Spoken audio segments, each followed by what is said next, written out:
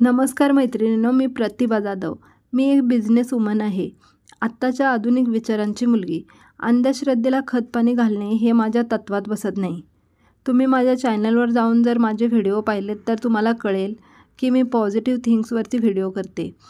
तर प्रत्येक गोष्टीमध्ये आम्ही सायन्स शोधतो. मी दरवर्षी वटपौर्णिमेची पूजा करते, आवडीनं करते. मी वटसावित्रीची कथा यूट्यूबवर ऐकली आहे. शिवाय माझी मम्मी, माझी आजी ह्यांच्याकडून पण ऐकले आहे. तर त्यावर मी त्यांना काही बोलले नाही, विश्वास ठेवला.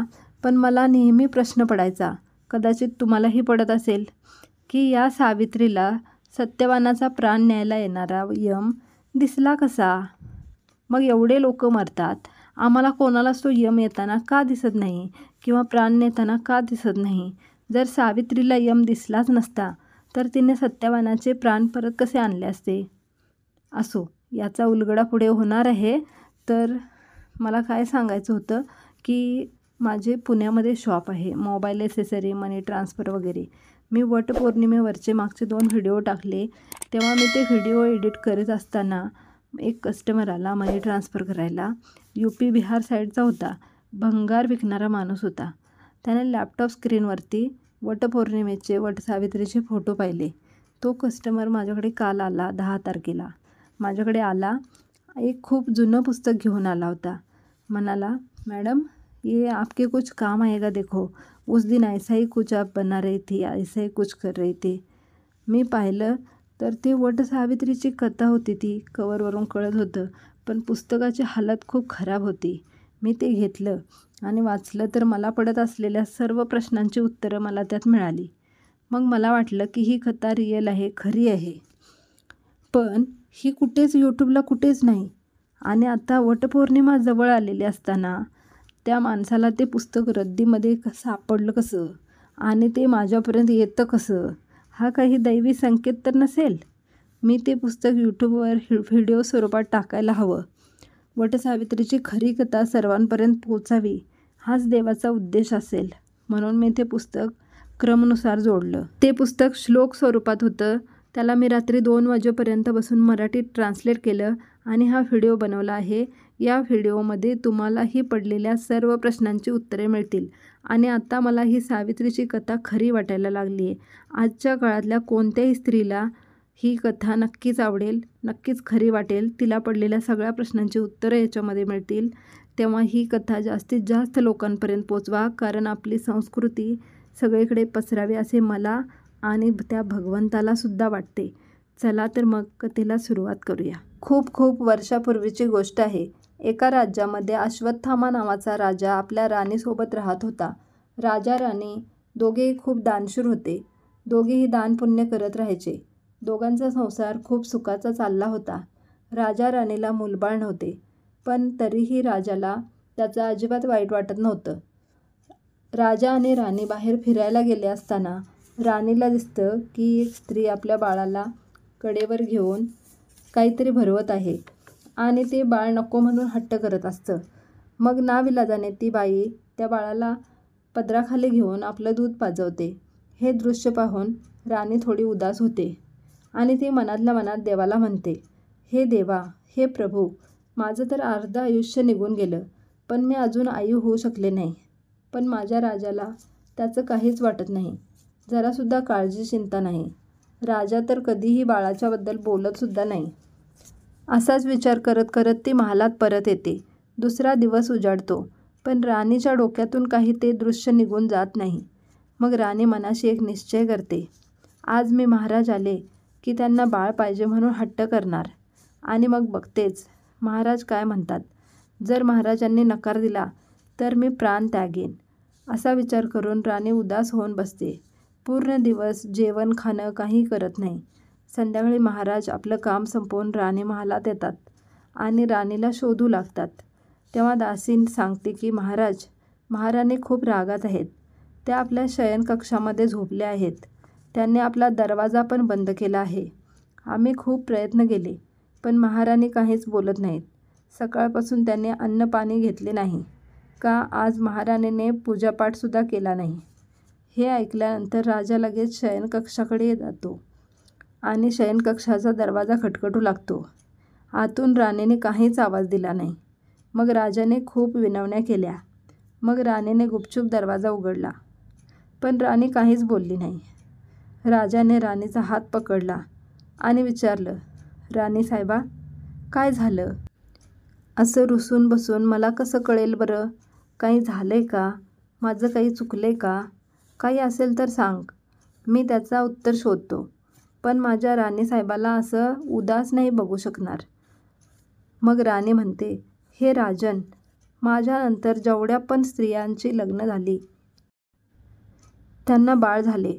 आता तर काहींच्या मुलांची लग्न पण झालेत, त्यांच्या सुना आलेत. पण मला एकही संतान नाही. आजपर्यंत मी तुम्हाला कधी काहीच विचारलं नाही. पण आज मी तुम्हाला प्रश्न विचारते. राजा साहेब उदास होत राणीकडे पाहू लागले आणि म्हणाले, हे राणी, तू उदास नको हो. मी उद्याच देवाकडे प्रार्थना करेन आणि देव माझं नक्की ऐकेल. तू काळजी नको करू. हे ऐकून राणीला आनंद झाला. राणीने थोडी हिंमत ठेवली आणि आपल्या पतीवर विश्वास दाखवला, भरोसा ठेवला आणि राणीने उठून स्नान केले, भोजन आणि जल ग्रहण केले. दुसऱ्या दिवशी सकाळी राजाने लवकर उठून स्नान केले, मंदिरात गेला आणि महादेवांचा जलाभिषेक केला आणि आपले हात जोडून देवाकडे विनंती करू लागला. ध्यान लावून बसला. मग खूप उशिरानंतर राजाच्या मनाला थोडं आश्वासन मिळाले. त्याला जाणवलं की देवाने आपल्याला उत्तर दिले आहे, की जास्त चिंता करू नको, तुला संतान अवश्य होईल. मग राजा घरी आला. त्याने राणीला प्रेमाने सांगितले की देवाने मला आश्वस्त केले आहे की आपल्याला संतान अवश्य होईल. मी देवाला तशी प्रार्थना केली आहे आणि मला माझ्या देवावर पूर्ण विश्वास आहे की आम्हाला मूल अवश्य होईल. हळूहळू दिवसामागून दिवस निघून गेले. राजा राणी दानपुण्य पूजापाठ करतच राहिले.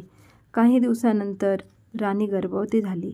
हळूहळू दिवसामागून दिवस निघून गेले.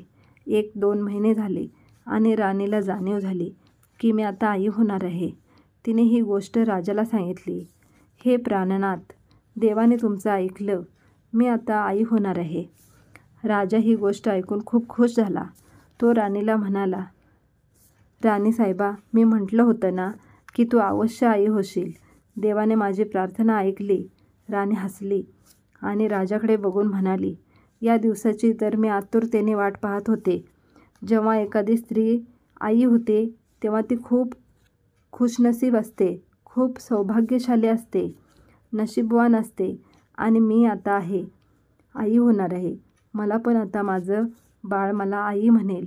राजा पण प्रसन्न झाला आणि राणीला म्हणाला, मलासुद्धा आता माझं बाळ बाबा म्हणेल. आपल्या दोघांचं बाळ या जगात येणार आहे. राजा राणी खूप खुश झाली. हळूहळू दिवसामागून दिवस निघून गेले. राणीला 9वा महिना झाला. राणीने मोठ्या कष्टाने एका कन्येला जन्म दिला. कन्या खूपच सुंदर आणि सुशील लोभस होती. सर्व प्रजा तिला बघून राणीला धन्यवाद देत होती. आम्हाला एवढी सुंदर राजकन्या भेटली म्हणून देवाचे आभार मानत होती. राणीला म्हणायचे, राजकन्या एवढी सुंदर आहे की तिला पाहतच राहावं असं वाटतं. पण भक्तजन हो, ज्याच्यात खूप चांगले गुण असतात त्याच्यात काही ना काही अवगुणसुद्धा असतात. राजकन्या आपल्या आईवडिलांच्या छत्रछायेत मोठी होत होती. राजमहालातली राजकुमारी राजवाड्यात मोठी होऊ लागली. हळूहळू 12 दिवस झाले. आता राजासाहेबांनी त्यांच्या राजेशाही थाटात मोठ्या मोठ्या राजांना आमंत्रणे पाठवली. ब्राह्मण बोलवले. खूप सारे ब्राह्मण आले. राजाने आपल्या कन्येचे नामकरण केले. कन्येचे नाव ठेवले सावित्री. नामकरण झाल्यानंतर राणी ग्रह गोचर दाखवू लागली. ब्राह्मण म्हणाले, हे राजन, मला सांगताना खूप दुःख होत आहे, पण सांगावं तर लागेलच. राणी डोळ्यात पाणी आणून ब्राह्मणाकडे बघून म्हणाली, हे ब्राह्मण देवता, अशी कोणती गोष्ट आहे जी माझ्यापासून लपवून ठेवत आहात?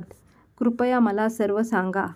तेव्हा ब्राह्मण म्हणाले, ही कन्या मोठी झाल्यावर जर तुम्ही हिचा विवाह केलात तर हिचे लग्न झाल्यावर 21 दिवसानंतर ही विधवा होणार आहे आणि हिला विधवा होण्यापासून कोणीही थांबवू शकत नाही.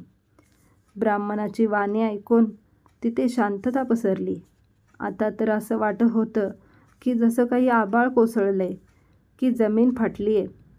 राणी रडत रडत म्हणते, हे ब्राह्मण देवता, याच्यावर काहीतरी उपाय नाही का? तेव्हा ब्राह्मण देवता म्हणतात, नाही, याच्यावर कोणताही उपाय नाही.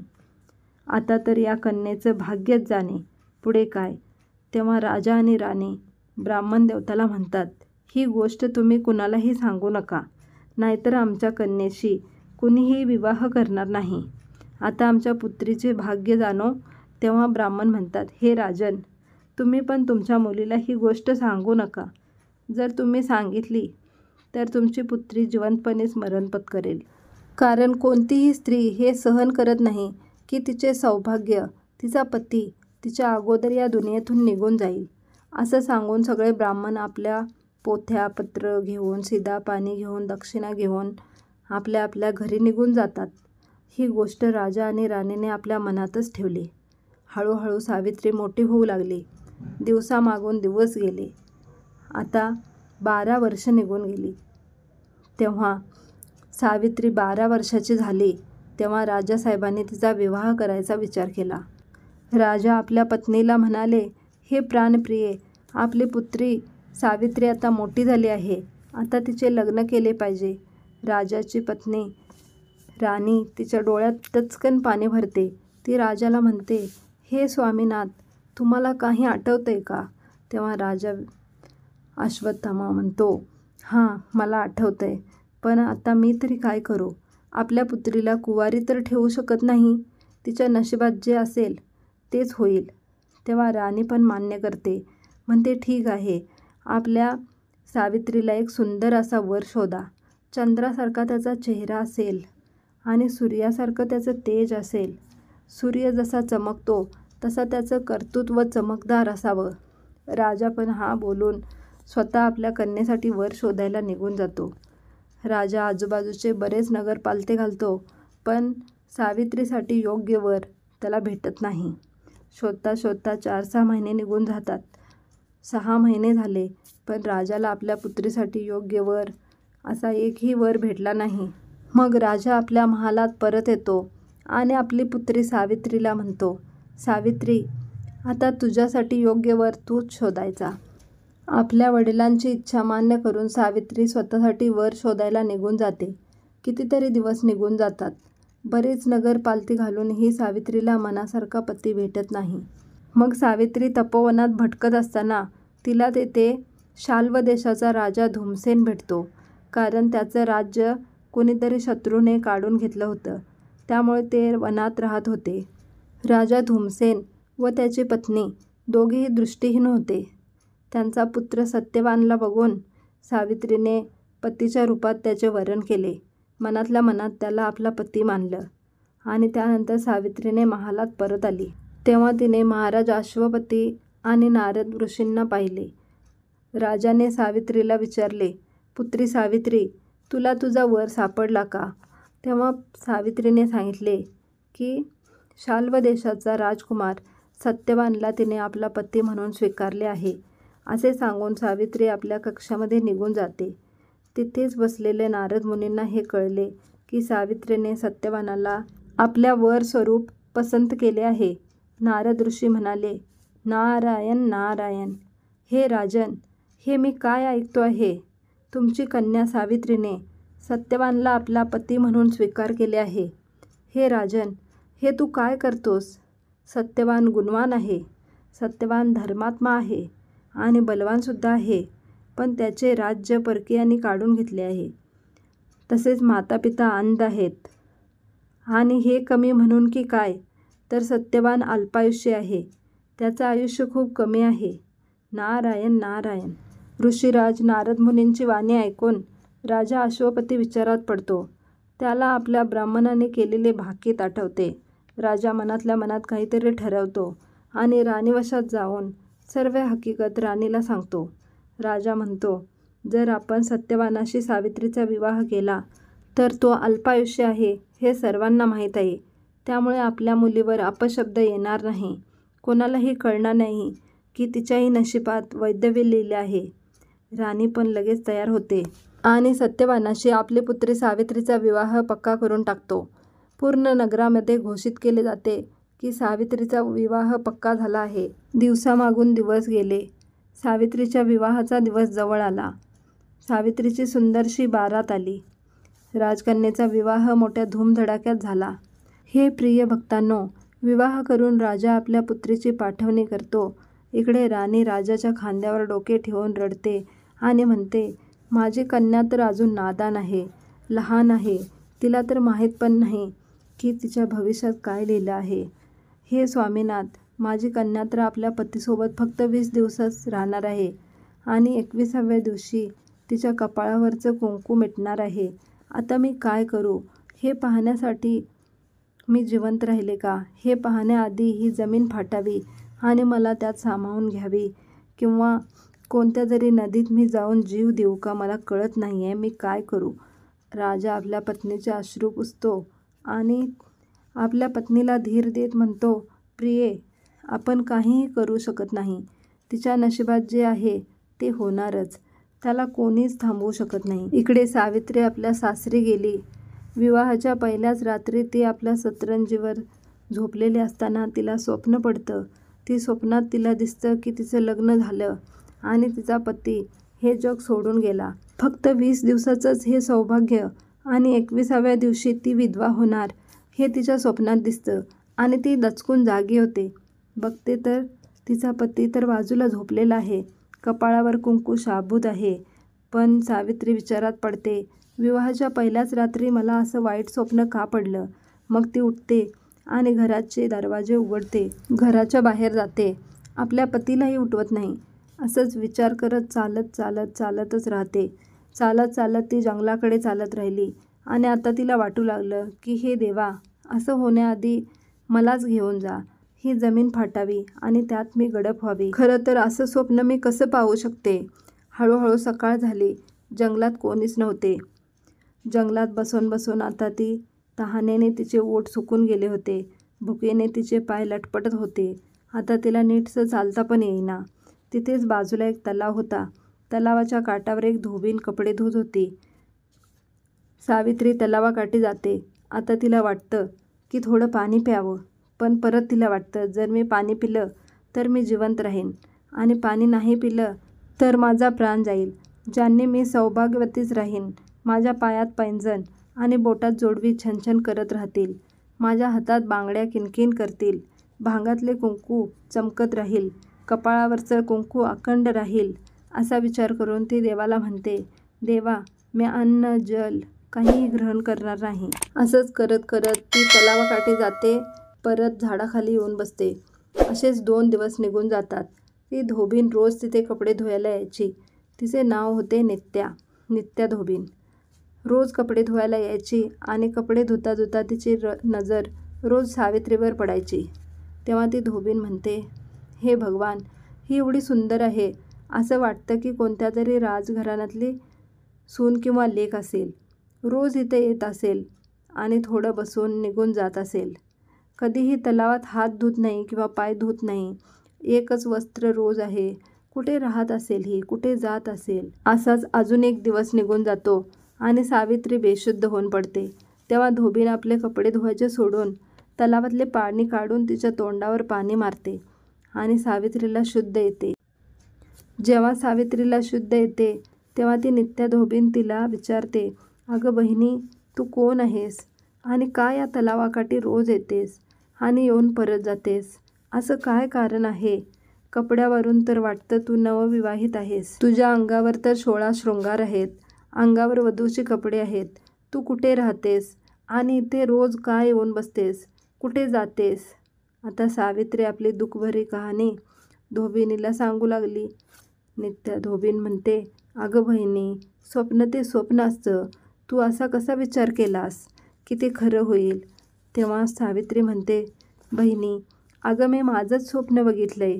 धोबीण म्हणते, तू काळजी करू नको. तू माझ्यासोबत माझ्या घरी चल.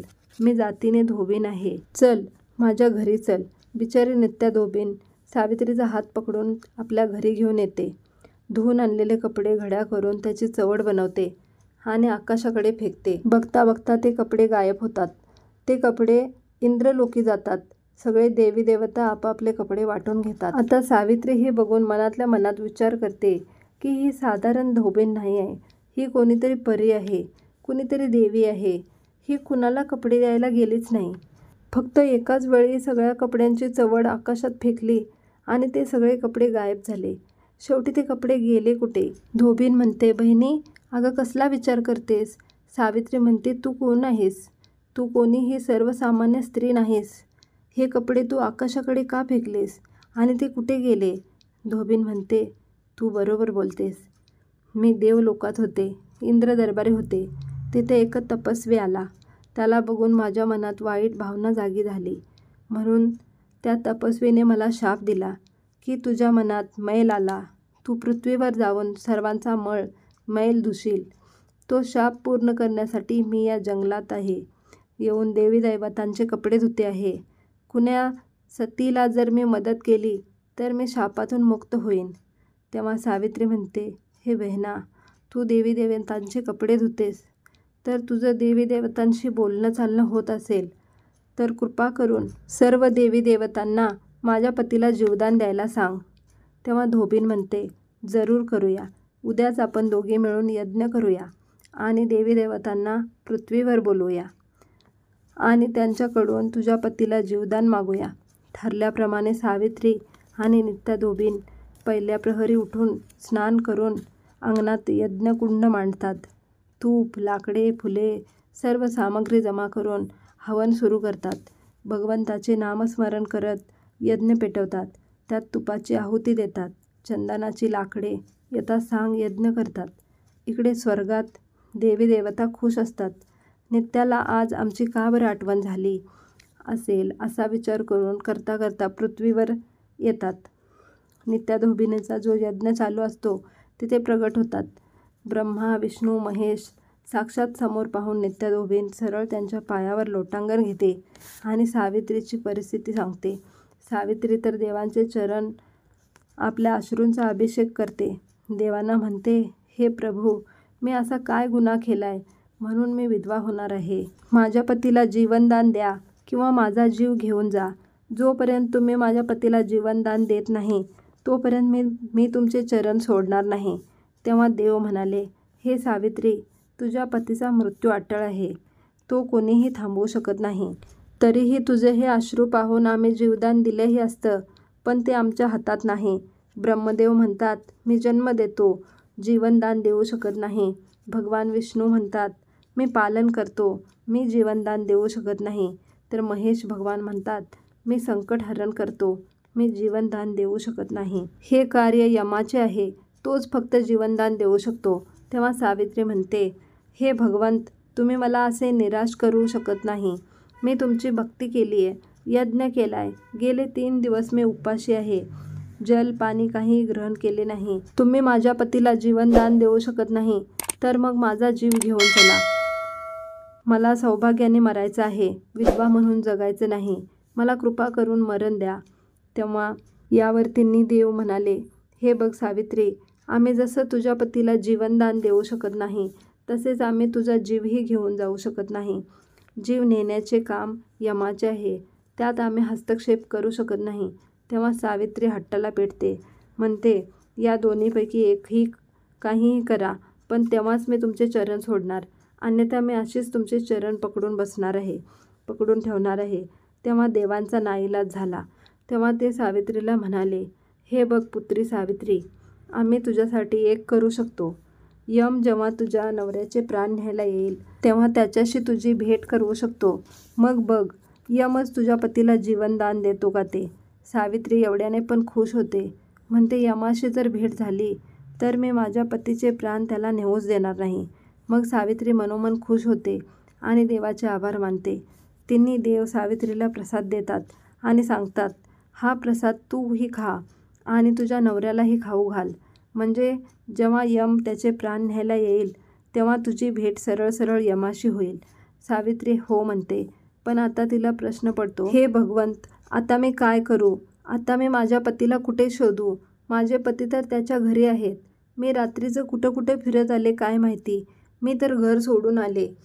कोणीही नवी नवरी जर सासरची चौकट ओलांडून घर सोडून जर घराबाहेर पडली तर काय तिला ते सासरचे लोक परत स्वीकारतील का? मी आपल्या घरी कशी जाऊ? बिचारी सावित्री रडू लागली. एवढ्यात तिचा पती सत्यवान वेड्यासारखा सगळीकडे शोधत होता. शोधता शोधता तो धोबिनीच्या दारात येऊन उभा राहिला. हे प्रिय भक्तांनो, बघा, देवाची महिमा अपरंपार असते. धोबिनीच्या दरवाजावर सावित्रीचा पती सत्यवान मोकळ्या पायाने पोचला आहे. धोबीन बाहेर येते आणि विचारते की आपण कोण आहात? सत्यवान म्हणतो, मी सत्यवान आहे. जंगलाच्या पलीकडे माझी कुटिया आहे. माझं लग्न झालं आणि पहिल्याच रात्री माझी पत्नी कुठे निघून गेली. ती राजकन्या आहे, राजदरबारी राहिलेली आहे. तिला असं झोपडीत राहायची सवय नाही, पण माहीत नाही कुठे गेली. मी 3 दिवस झाले तिला शोधत आहे. मी तिला भेटण्यासाठी व्याकुळ आहे. ती कुठे गेली काही माहीतच नाही. मला समजत नाहीये मी काय करू. आता कुठे शोधू? मला असं वाटतं की मी माझे प्राण त्यागावे. धोबीन म्हणते, अरे अरे राजकुमार, तू तर खूपच हताश झालास.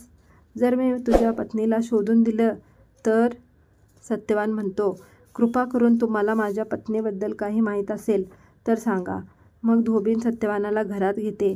सावित्रीवर नजर पडताच दोघांच्याही डोळ्यातून अश्रू वाहू लागतात. ते आनंदाचे अश्रू असतात. तर सावित्री आपल्या पतीला पाहून मनातल्या मनात खुश होते. एका लोट्यामध्ये पाणी घेऊन आपल्या पतीचे चरण धुते, पदराने त्याचे पाय पुसते, कपाळाला चंदनाचा टिळा लावते, आरती करते आणि देवाने दिलेला प्रसाद त्याला खाऊ घालते. सत्यवान म्हणतो, देवी सावित्री, हे सगळं काय आहे? तू माझी पूजा का करत आहेस?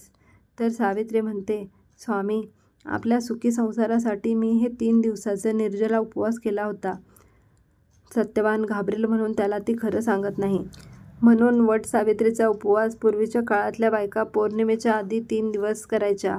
मग दोघेही प्रसाद भक्षण करून धोबिनीचा निरोप घेऊन आपापल्या घरी परत जातात. सावित्री मनोभावे आपल्या पतीची, सासू सासऱ्यांची सेवा करत असते. दिवसामागून दिवस जात होते. सावित्रीच्या मनातल्या मनात विचार करत होती की यमाशी काय बोलायचं, कसं बोलायचं. जसजसा 21वा दिवस जवळ आला तसं सावित्रीच्या मनाची घालमेल वाढत होती आणि तो काळा दिवस शेवटी उगवतोच. सावित्रीच्या मनाची चलबिचल चालू असते. ती प्रातःकालीच उठून स्नान करते आणि ब्रह्मा विष्णू महेश यांची पूजन करते. रोजच्याप्रमाणे सत्यवान लाकडे तोडायला जंगलात जात असतो. त्या दिवशी सावित्री पण सत्यवानासोबत जाण्याचा हट्ट करते. नाविलाजाने सत्यवानाला सावित्रीला सोबत घेऊन जावे लागते. दोघेही जंगलात जातात. विचार करत असतात की सत्यवान विचार करत असतो, आज कोणत्या झाडावरचे लाकडे तोडावेत. सावित्री मनातच विचार करते, वडाच्या झाडाचे वय सर्वात जास्त असते. शिवाय वडाच्या झाडामध्ये ब्रह्मा विष्णू यांचे वास्तव्य असते. म्हणून ती म्हणते, हे स्वामीनाथ, तुम्ही आज या झाडावरची लाकडे तोडा. सत्यवान पण मान्य करतो आणि झाडावर चढतो आणि लाकडे तोडायला सुरुवात करतो. थोड्या वेळानंतर सत्यवानाचे डोके अचानक दुखू लागते. सत्यवान खाली उतरतो.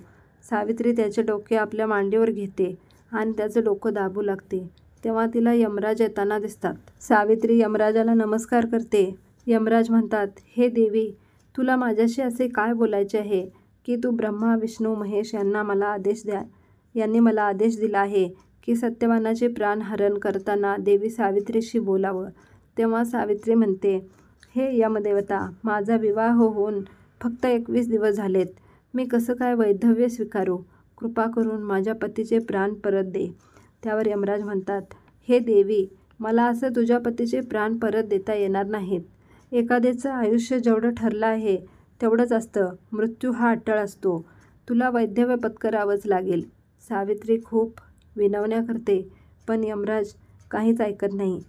तो सत्यवानाचे प्राण घेऊन परत जाऊ लागतो, तर सावित्री त्याच्या मागे मागे जाते. यमराज म्हणतात, हे पहा देवी, तू माझ्या मागे येऊ नको. तुझ्या पतीचे प्राण मी परत करू शकत नाही. तरीही सावित्री यमराजाच्या मागे मागेच चालत राहते. शेवटी यमराज म्हणतात, हे पहा देवी, तुला दुसरं काही वर माग, मी देईन, पण पतीचे प्राण मागू नको. सावित्री हुशार होती. सावित्रीने यमराजाकडे आपले गेलेले राज्य मागितले. यमदेवाने तथास्तु म्हणून ते राज्य देऊ केले आणि यमराजा पुढे निघून जाऊ लागले. परत सावित्री त्यांच्या मागे मागे जाऊ लागली.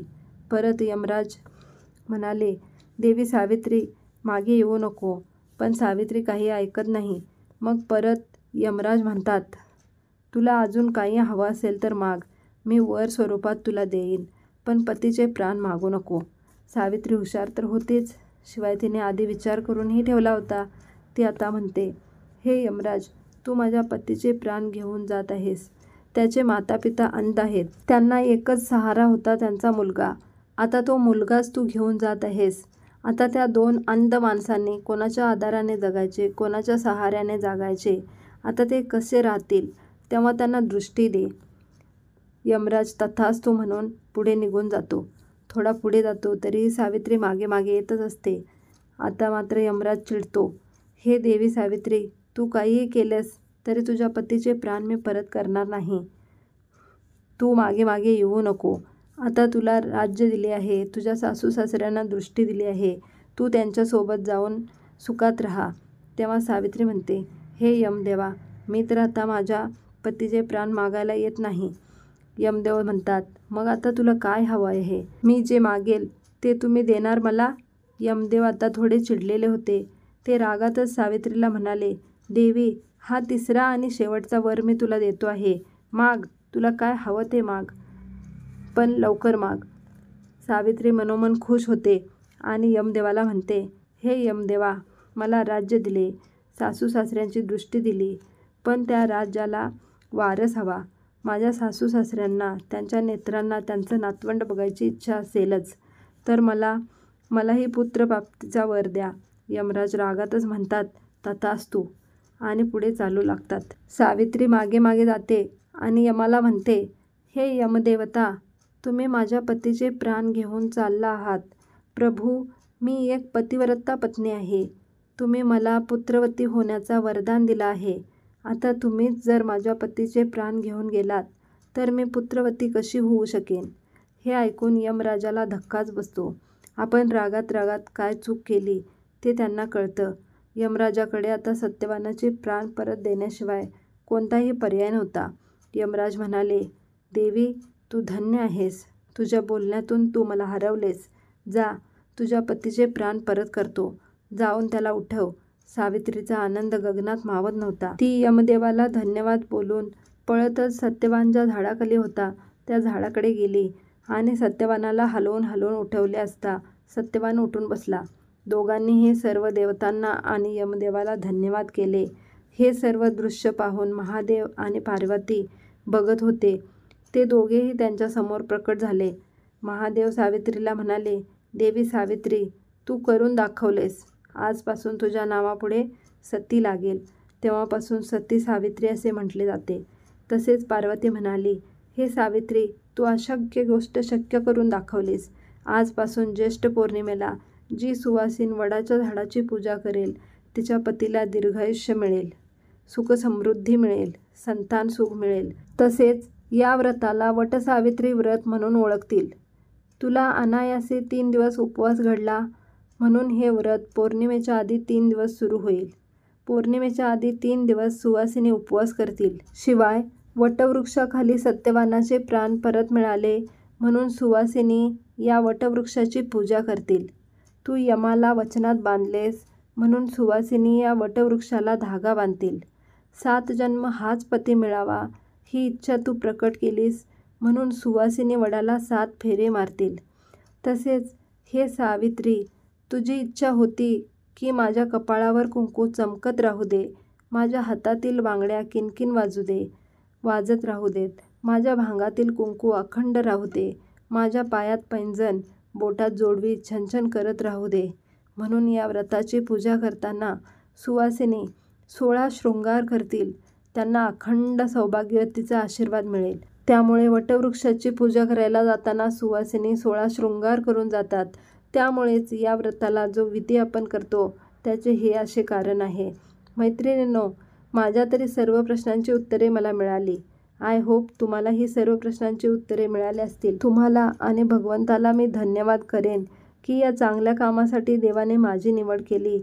मी धन्य झाले आणि क्षमा मागते ते यासाठी की हे पुस्तक श्लोक टाईप होते. त्याचे ट्रान्सलेशन करताना माझ्याकडून काही चुका झाल्या असतील तर त्यासाठी क्षमा असावी. शिवाय मैत्रिणींनो, हा व्हिडिओ आवडला असेल तर जास्तीत जास्त लोकांपर्यंत पोचवा, कारण आपली हिंदू परंपरा ही दुनियाभर पसरावी हीच देवाची इच्छा आहे. तसेच कृपा करून माझ्यासाठी एक लाईक नक्की करा, कारण मी 2 रात्री आणि 2 दिवस खर्च करून हा व्हिडिओ बनवला आहे, तेव्हा एक लाईक तर बनतेच. पुन्हा भेटूया नवीन व्हिडिओ घेऊन. तोपर्यंत धन्यवाद.